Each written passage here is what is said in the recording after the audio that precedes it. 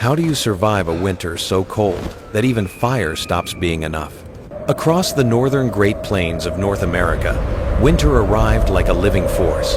Arctic winds swept downward from Canada without meeting a single mountain, forest, or wall strong enough to slow them.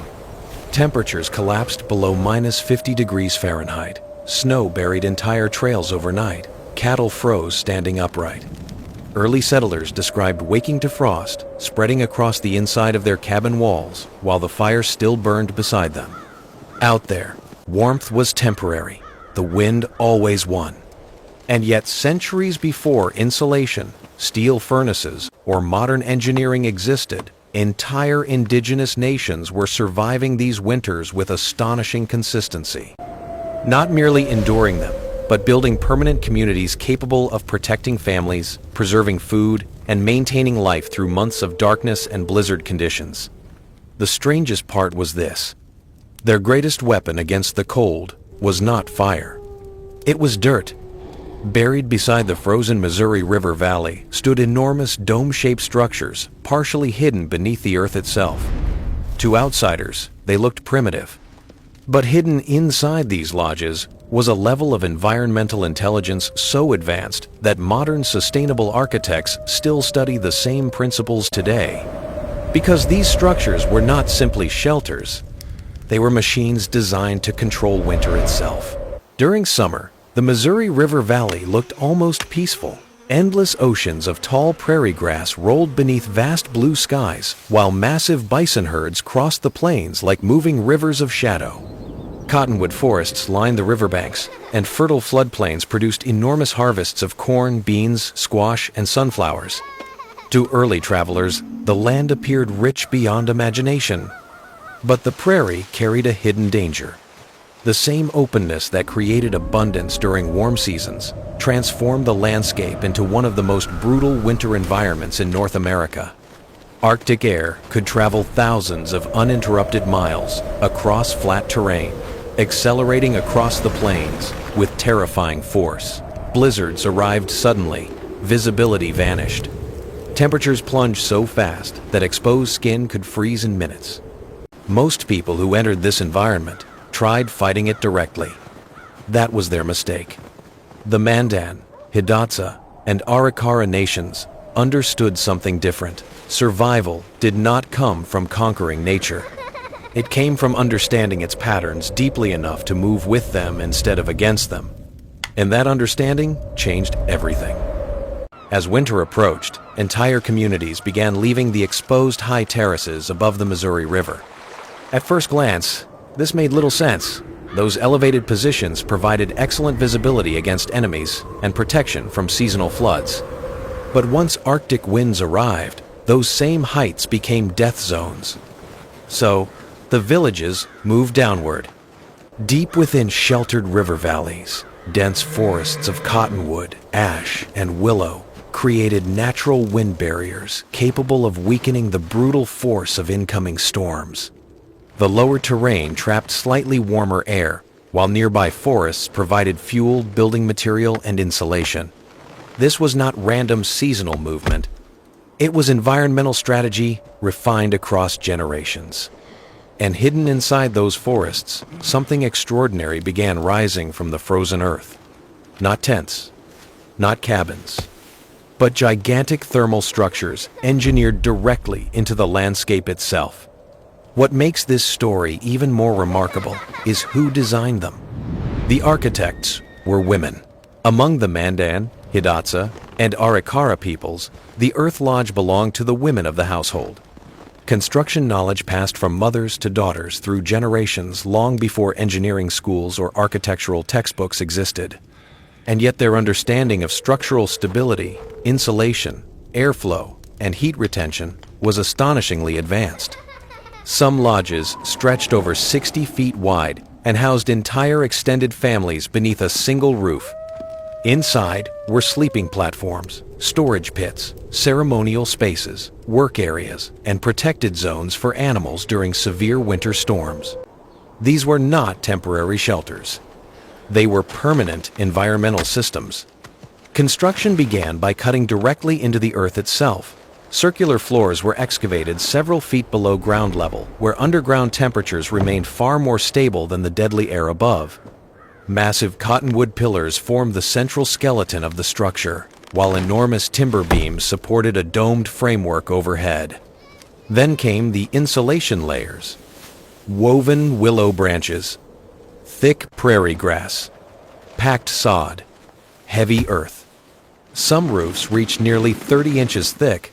From a distance, the finished lodge almost disappeared into the prairie beneath snow and grass, blending into the land as though it had grown naturally from the soil itself. But beneath that mound was one of the most efficient passive heating systems ever created before industrial technology. Most primitive shelters fail for one reason. They lose heat faster than the human body can produce it. Thin walls allow warmth to escape almost instantly, while freezing air penetrates inward. Fires must burn constantly, just to keep people alive. The Earth Lodge operated according to an entirely different principle. The fire was never the true source of heat. The building itself was. Modern science calls this thermal mass. Q equals mc delta TQ equals mc delta TQ equals mc delta T. Thick layers of packed earth absorbed warmth slowly throughout the day, storing thermal energy deep inside the walls and roof before releasing it gradually back into the interior long after the flames weakened. The entire structure became a massive heat battery. Modern sustainable architects attempt to recreate this same effect using concrete, stone, and expensive insulation systems. Yet these indigenous builders achieved it centuries earlier, using soil, wood, grass, and observation alone. And the deeper genius was something scientists now call thermal lag. When outside temperatures suddenly collapsed overnight, the cold could not rapidly penetrate the thick earth walls. Hours after a blizzard struck, warmth still radiated through the interior because the frozen air was moving too slowly through the structure to fully overcome the stored heat. In other words, winter itself could not enter fast enough. Inside the lodge, nothing existed by accident. The central hearth sat directly beneath the smoke hole overhead rather than against an outer wall like many European fireplaces.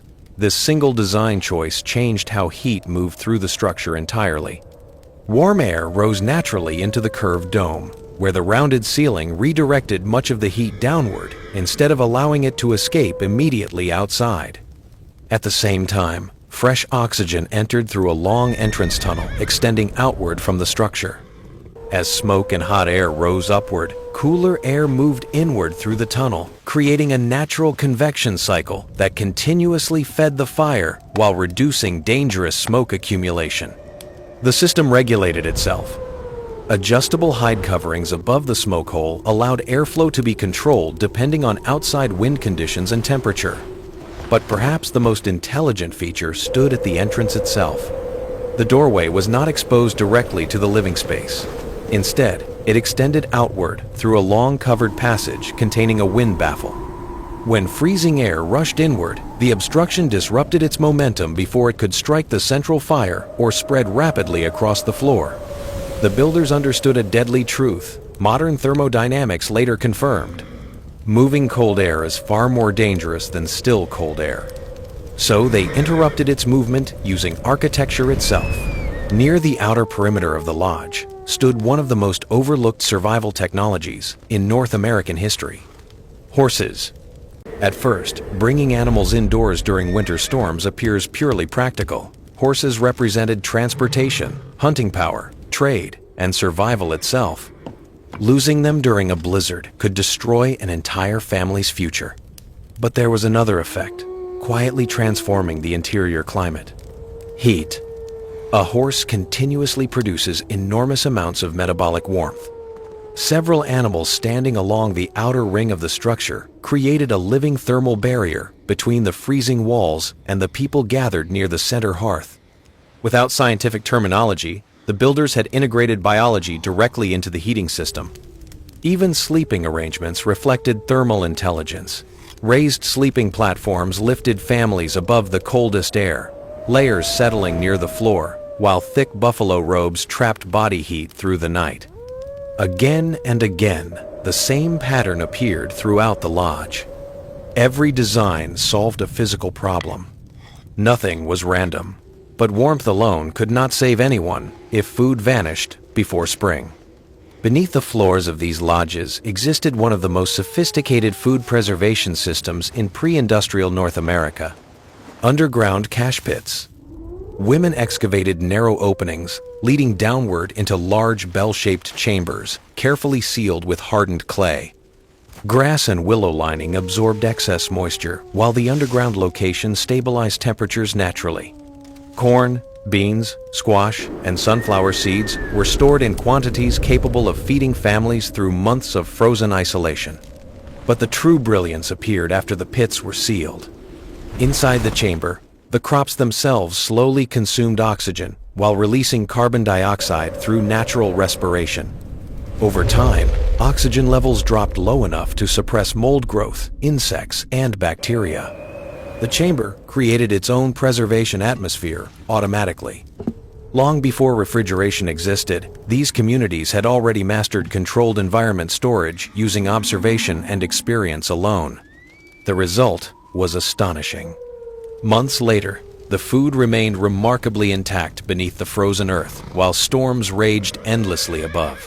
To outsiders, the Earth Lodge looked like survival architecture. To the people living inside it, it represented something far greater. The 4 central pillars symbolized the cardinal directions. The circular floor reflected the horizon of the Earth. Overhead, the domed ceiling mirrored the sky itself, transforming the lodge into a living model of the universe. Most entrances faced east. At sunrise, light traveled through the entrance tunnel and illuminated the interior, connecting daily life to celestial rhythms governing agriculture, ceremony, migration, and survival. Some researchers believe certain lodge alignments even functioned as seasonal markers, tracking solar movement across the year. And this is where the story becomes extraordinary. The same structure engineered for thermal efficiency also carried spiritual meaning, astronomical alignment, and communal identity simultaneously. The machine and the worldview were inseparable. Modern civilization often separates technology from culture. These builders never did. Thousands of years later, modern engineers continue rediscovering many of the same principles hidden inside these ancient structures: thermal mass, passive heating, subterranean insulation, controlled airflow, energy-efficient architecture. Across the Arctic and Siberia, entirely different civilizations eventually arrived at strikingly similar solutions because extreme cold leaves humanity very little room for error. Physics rewards the same survival strategies again and again. But what makes the Earth Lodge remarkable is not simply that it worked. It is that entire societies refined these systems deeply enough to create permanent communities capable of surviving winters that should have killed them. Outside, Arctic winds still swept endlessly across the frozen prairie. But beneath thick layers of earth, warmth endured. Children slept safely beside glowing fires. Horses breathed quietly along the outer walls. Underground food stores waited beneath the floor while storms howled through the darkness above. Nothing inside existed by accident. Every beam, every tunnel, every layer of soil carried generations of survival knowledge passed carefully from mothers to daughters across centuries. And perhaps the most unsettling realization is this: modern civilization often believes ancient people were primitive because they lacked machines. But sometimes, intelligence is not measured by how much technology a civilization creates. Sometimes it is measured by how deeply people understood the world around them.